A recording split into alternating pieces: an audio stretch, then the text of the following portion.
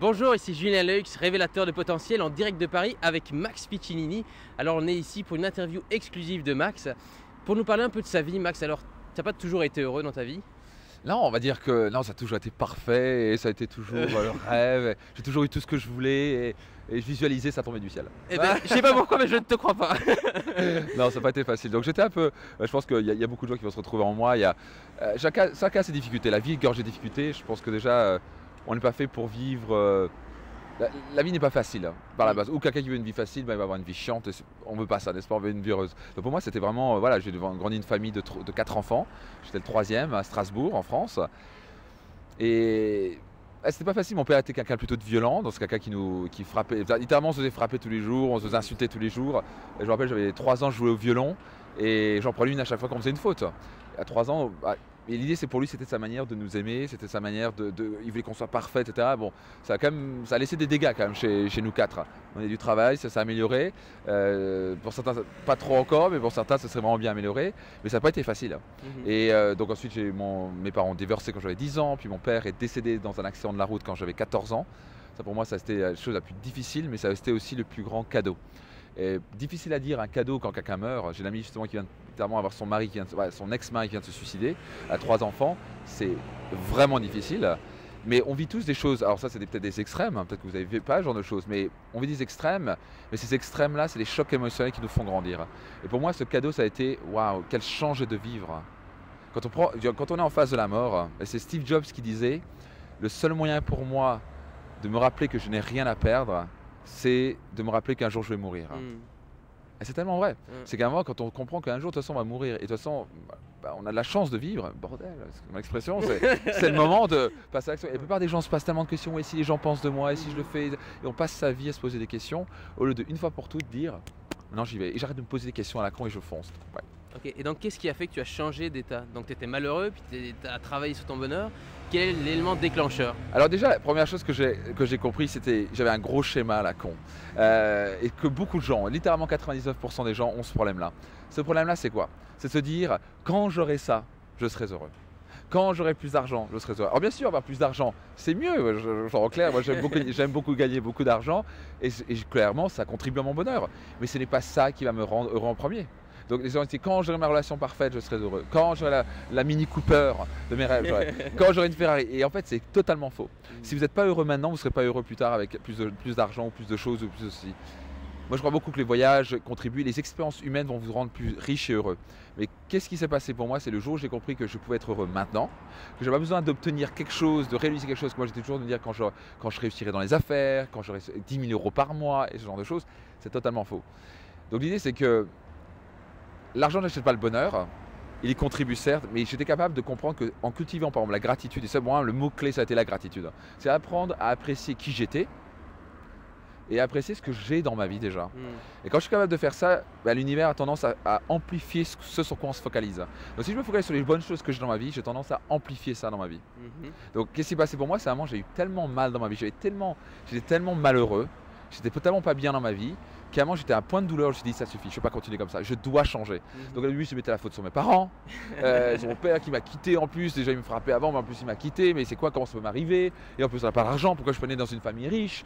Et j'avais toutes ces excuses, je mettais la faute sur l'extérieur. Et le jour où je suis devenu responsable de mon bonheur, et je sais que tu enseignes ça très fortement, il faut écouter Julien parce qu'il a des grandes choses qu'il transmet. Et vraiment c'est ça, on est responsable de son bonheur. On est créateur de son bonheur, c'est ce que tu dis. Absolument. Et c'est vraiment ça. Et d'un coup, je dis, mais attends, je peux être heureux maintenant. Et pour ça, il faut arrêter de chercher quelque chose à l'extérieur, ça propos de son monde intérieur. Ce que j'aime bien dire souvent, si vous voulez changer votre monde extérieur, il faut changer votre monde intérieur. Et j'ai commencé à apprécier les choses que j'avais maintenant, c'est l'appréciation. J'ai commencé à cultiver l'appréciation. Ok, donc ça c'est deux de tes outils de bonheur, c'est la gratitude, l'appréciation et la responsabilisation. Est-ce que tu as d'autres outils de bonheur que tu utilises au quotidien? Oui, le sourire, c'est tout bête, le mouvement, bouger, des choses comme ça. Donc juste le sourire, c'est utiliser une physiologie différente. On peut bouger autrement. Si je bouge par exemple, j'ai tendance à me sentir bien. Parfois, si je me suis un peu bloqué chez moi, ça ne va pas dans ma vie, ça c'est frustrant, machin, parce que parfois vous allez avoir un truc dans la gueule qui vous arrive. Et il y a peut-être une raison, c'est pas qu'on doit apprendre quelque chose. Et au début c'est et à un moment, une des choses que je fais, c'est je vais bouger, courir, faire une marche dans la nature. mettre la main sur le cœur, apprécier les choses que j'ai. Donc j'habite en Suisse maintenant, j'ai des vues magnifiques sur le Mont Blanc et je vais me balader dans les vignes. C'est simple, mais je peux apprécier simplement la nature. Et si je vois pas le Mont Blanc, je fais ah qu'est-ce que c'est pour la brume. Et tout ça à quel point je peux respirer et j'ai l'air frais. Et c'est merveilleux. Donc apprécier ce qu'on a maintenant, sourire. Et aussi une des clés vraiment très important pour moi, c'est arrêter de se focaliser sur soi tout le temps. Le bonheur, c'est dans le donner du bonheur. Donc vous voulez du bonheur, donnez du bonheur. C'est tout bête, mais ça marche comme ça. Donc et je me dis, ouais, comment je peux en donner si j'en ai pas? Reposez-vous la question. En rendant service à quelqu'un, en faisant un acte de service, de bonheur, en rendant service à quelqu'un, en vous levant et laissant la place à quelqu'un, seulement en étant gentil, en étant seulement agréable, en donnant un sourire à quelqu'un. Aujourd'hui, j'ai pris un vol, peut-être que j'étais en vol sur un jet coaching, donc j'étais en jet, et c'était con, mais j'avais juste, c'était même pas forcément du jet, mais je voulais dire bonjour à tout le monde. Et les personnes qui ont l'habitude d'avoir quelqu'un un peu sérieux, d'un homme politique sérieux, ils n'ont pas l'habitude de quelqu'un qui les serre la main. Comment vous appelez? Génial, enchanté Andrea, enchanté Nicolas, c'était les deux pilotes, pilote et pilote. Et c'était cool pour eux. Pour moi, ça me coûte quoi de leur donner un sourire, les apprécier. Et ils ont adoré. Je dis merci. Vraiment, ils ont dit c'était super de vous rencontrer, etc. Ils ont l'habitude d'avoir quelqu'un, bonjour, voilà. Oui, j'ai pas le temps, voilà. Et est-ce qu'on se donne une sorte d'importance, je sais pas trop quoi. Donc j'aime bien échanger l'importance contre le bonheur. Et le bonheur, c'est pour de donner. Ça ne nous coûte rien de dire à quelqu'un, j'adore votre coiffure, vos chaussures sont magnifiques, vous avez un magnifique sourire. Qu'est-ce que ça coûte de faire ça? Donc en faisant ça, qu'est-ce qui se passe? On se sent bien. Donc j'ai appris en donnant un peu de bonheur, en faisant un compliment sincère, j'ai tendance à être plus heureux. Donc je commence à arrêter de me focaliser sur moi, je propose de focaliser sur l'énergie de la nature, je propose de donner, recevoir. Voilà. Absolument. Donc, parfois, j'imagine que tu as des creux au niveau de ta motivation. Jamais. Et donc, à part danser, etc., bouger ton corps, c'est super important.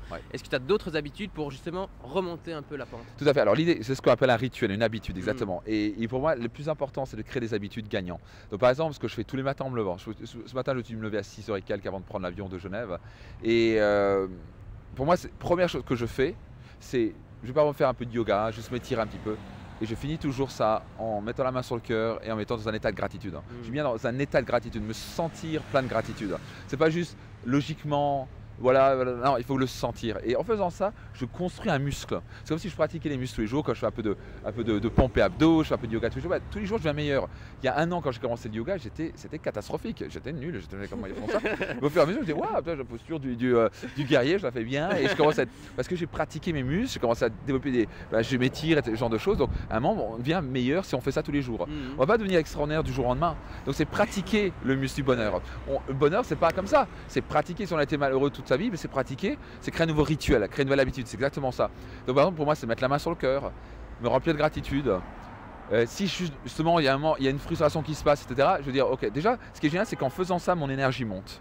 C'est comme si je cultivais un muscle de gratitude. Et franchement, depuis ces dernières années, depuis ces quelques, je dirais, 3 ans, etc., 2 ans, je dirais, c'est vraiment, je suis tellement monté à un point où c'est très difficile pour moi de redescendre. Et ça va arriver parfois. Ça va arriver parfois. Actuellement, je vis un moment pas facile. Actuellement, je vis un divorce, par exemple. C'est pas facile. C'est quelque chose qui est pas facile à vivre parce que d'un coup, il y a des frustrations, machin, il y a des choses qui se passent. Mais l'idée, je suis arrivé à tel point, parce que j'ai tellement pratiqué mon muscle de bonheur, en quelque sorte, j'ai tellement pratiqué cette gratitude, cette appréciation. Je fais, ok, je me pose des questions. Le pouvoir des questions, c'est poser des questions. Ok, où est le cadeau? Où est le cadeau là-dedans? Et c'est un truc, c'est vraiment quelque chose qu'on doit pratiquer parce que c'est pas facile, on a des frustrations, on comprend pas l'autre, pourquoi ça nous arrive, on va mettre là. Et après on dit ok, non, c'est pas pour mettre la faute sur l'autre. Bon, déjà jamais arrêter de critiquer. Donc c'est les muscles émotionnels comme arrêter de critiquer, être 100% responsable, cultiver la gratitude, se dire des questions comme où est le cadeau? Qu'est-ce que j'apprends là-dedans? Et on se commence à dire ok, je remercie cette personne pour m'apprendre ça. Alors, au début c'est non, je remercie pas. Et au bout d'un moment on fait si elle m'apprend. Et en fait les personnes qui vous feront le plus de douleur, c'est vos anges, on peut tourner ça comme ça. Et si les personnes qui vous ont fait le plus de mal étaient votre ange, c'est-à-dire quand je dis votre ange, qui vous ont fait le plus grandir. Et quand on commence à fonctionner, c'est un état d'esprit qui se change et au moins c'est des habitudes. Donc d'accord, vous êtes à un tel niveau d'énergie que quand ça devient difficile, on peut le gérer beaucoup plus facilement. Alors qu'avant, il y a quelques années, j'étais là, je l'avais pour 2 semaines, parce que s'il m'arrive, on va dire, c'était horrible quoi. Donc en fait, c'est pratiquer le bonheur, pratiquer le sourire, pratiquer la contribution, pratiquer rendre service, pratiquer la gratitude, pratiquer se poser les bonnes questions. Où est le cadeau ici? Où est le cadeau? En quoi je peux la remercier cette situation? Et on doit trouver. Une fois qu'on se pose la question, on va trouver. Donc c'est plein d'outils, je dirais. C'est comme un petit puzzle qui se met en place, mais déjà ce que je viens de dire, déjà à pratiquer ça, vous allez pratiquer pour des années là. Et donc en plus de tout ça, moi ce qui m'intéresse c'est que toutes les personnes qui voient cette vidéo deviennent des sources d'inspiration du bonheur. Quels seraient tes conseils pour que chacun qui regarde cette vidéo devienne une source incroyable d'inspiration de bonheur? Alors c'est une très bonne question. Pour moi, déjà comprendre chacun est né pour être heureux. Et chacun est né pour donner son bonheur. Donc déjà c'est prendre une décision. Et déjà la question c'est est-ce que vous voulez être une source de bonheur? J'espère pour oui. Oui. J'espère que oui. Et être une source de bonheur, c'est simplement se lever le matin avec une idée. Comment je peux apporter plus de bonheur autour de moi? Je suis un rayon de soleil. C'est une idée de choses que je me suis dit, ça peut être quelque chose que vous pouvez dire. Je suis un rayon de soleil dans la vie des gens. Et quand vous développez une identité comme ça, de dire je suis, et ça je trouve ça génial, parce que là on a Julien qui lance littéralement un buzz sur le bonheur. Est-ce qu'il a compris une chose la plus importante? Les gens cherchent ils disent quand j'aurai ceci, quand j'aurai cela. Non, pour être heureux maintenant, c'est faire un buzz en mode du bonheur. Et le bonheur, ça peut te dire, attends, je suis une source d'inspiration du bonheur. Je suis un ambassadeur du bonheur. Je suis quelqu'un qui peut vraiment dire, hey, je peux être heureux maintenant et je dois partager ce bonheur autour de moi. On est né pour être heureux. C'est à quoi bon de vivre. Absolument. Donc c'est vraiment c'est une question d'identité, c'est une question d'apprécier qui on est et se dire, je vais me lever chaque matin en disant je vais apporter du soleil autour de moi. Si vous vous levez avec cette habitude de vous dire tous les jours je vais apporter du bonheur autour de moi, comment je peux apporter plus de bonheur aujourd'hui aux gens? Vous n'allez jamais avoir une vie, vous n'allez jamais avoir une journée chiante ou ennuyante. Vous avez toujours une vie extraordinaire. Franchement, vous ne pouvez pas vivre mal, être en dépression et vous dire que ça passe pas. Quand vous dites comment je peux apporter plus de bonheur autour de moi, c'est pas possible. Parce que le cerveau peut que se focaliser à une chose à la fois. Il ne peut pas se focaliser sur son problème, à quel point l'autre l'a critiqué, et en dépression, et en même temps se focaliser sur comment je peux apporter plus de bonheur. Le cerveau est tellement bien fait qu'il ne peut que penser à une chose à la fois. Donc c'est juste refocaliser les choses, c'est changer son focus en se posant les bonnes questions. Comment je peux apporter plus de bonheur autour de moi? Je suis une source de bonheur, comment je peux apporter? Si vous posez concernant cette personne-là, cette question-là, vous allez être heureux. Et surtout les gens vont être heureux autour de vous. Et donc vous serez entièrement bien, et donc vous vous dites ça marche, ça marche, ça marche. Et voilà, c'est aussi bête que ça.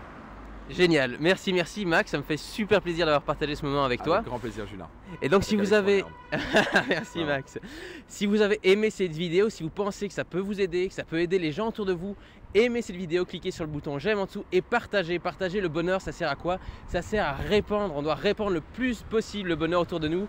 Et donc ça se fait comment? Ici maintenant, partagez cette vidéo. Et rappelez-vous, vous êtes le créateur de votre bonheur. A très bientôt, c'était Julien Leux avec Max Piccinini. Salut!